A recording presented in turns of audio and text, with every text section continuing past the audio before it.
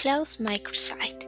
Welcome to the Close Microsite tutorial. To get started, log into the portal using the username and password previously shared by email.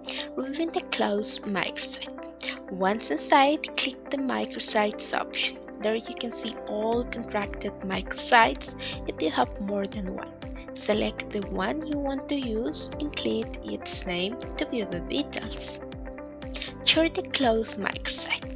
In the detail view, click the three dots of the right side of the name and select C to access the microsite and obtain the URL to share. Inside the microsite, the URL shown in the browser is more than one you should share with the customers.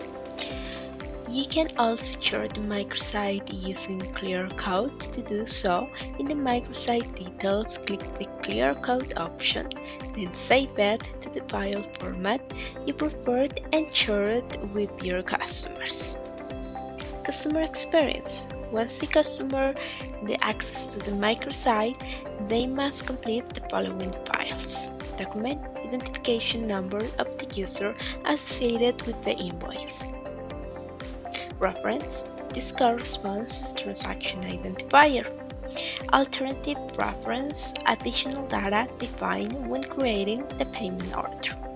This information is generated in advance in the admin panel and must be shared with the customers so they can continue the process. After entering the information, the customer clicks Login. There they can view the details of the invoices associated with the payment order. The customer can select one or more invoices to pay or make a full payment of the outstanding balance. Then the customer must click Pay and will be redirected to the portal,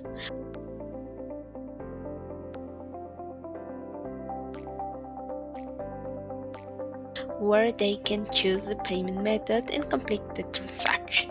And that's how you can share the Close Microsite so your customers can make payments easily and securely.